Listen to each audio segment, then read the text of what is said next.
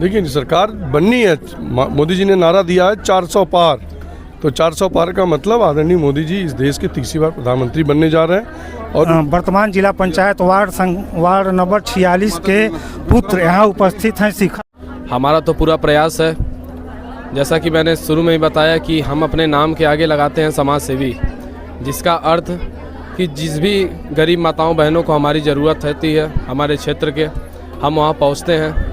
हमसे जितना हो सके हम उनकी मदद करने का प्रयास करते हैं। और इस समय हमारा पूरा प्रयास है कि हमारे माननीय विमलेश पासवान जी और उनके बड़े भाई कमलेश पासवान जी हमारे यहाँ के सांसद बने, और उस चीज़ में हम लोग दिनों रात एक कर चुके हैं। क्या लगता है कि आप भाजपा के बैनर तले आज यहाँ खड़े हैं, क्या लगता है सरकार आपके भाजपा की बन पाएगी? ये तो सर सवाल आपने गलत पूछ लिया।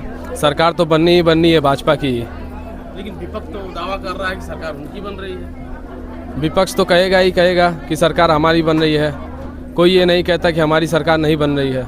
लेकिन जनता जानती है, और जितने भी रिपोर्टर या फिर कहिए जितने भी नेता लोग हैं, ये सभी लोग जान रहे हैं कि सरकार भाजपा की ही बन रही है। आपकी तरफ से आप लोग क्या पूरी तरह से मुस्तैद हैं जो कि भाजपा की सरकार बने?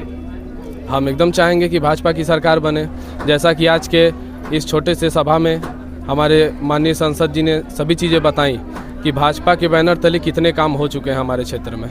चिल्लू पार में एक कयास लगाया जा रहा है कि इतने छोटे उम्र का शिखर गुप्ता जो समाज चिल्लू पार में बना हुआ है, इसका उद्देश्य क्या है, इस पर आपका क्या कहना है? सीधा सीधा हमारा उद्देश्य यही है कि जो भी निर्देश हमारे माता पिता द्वारा मिलता है हम उसको पालन करने का काम करते हैं। जिस भी क्षेत्र से उनके पास फ़ोन आता है, मैसेज आता है कि हम इस परेशानी में हैं, वो हमें उनका नंबर प्रोवाइड करते हैं और हम वहाँ पहुँच करके उनके सहयोग करने का काम करते हैं। इसी क्रम के साथ आलोक गुप्ता की पत्नी जो वार्ड नंबर 46 के हैं, उनके पुत्र थे, और माताजी भी यहाँ उपस्थित हैं, और खरेसड़ी ग्राम सभा के प्रधान भी यहाँ उपस्थित हैं। पहले इनके पास हम पहुँचने का प्रयास करेंगे कि आप चिल्लू पार में लगभग कई पार्टियों से भी आप भी चुनाव लड़ चुकी हैं, विधानसभा से लेकर, और आज आप भारतीय जनता पार्टी को ज्वाइन करने का आपका उद्देश्य क्या है?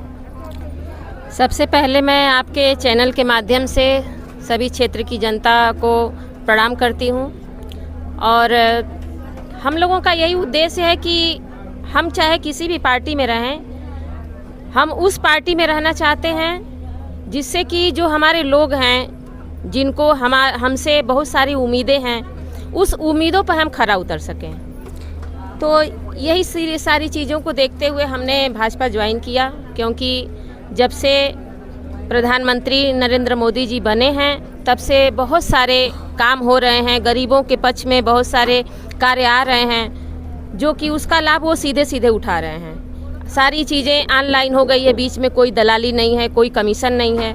ये सारी चीज़ें हमको बहुत अच्छी लगी, बहुत ही हम उससे प्रभावित हुए, इसलिए हम भाजपा ज्वाइन किए ताकि हम अपने लोगों की मदद करें और करा सकें पार्टी के माध्यम से। आपके साईं की मंदिर के साथ साथ राम जानकी दरबार भी का मंदिर तैयार है बनकर, राधा कृष्ण का मंदिर भी तैयार है, जबकि यह एक मंदिरों को देखते हुए इंडस्ट्रियल इलाका से जोड़ा जा रहा है विकसित के रूप में। इस पर आपका क्या कहना है?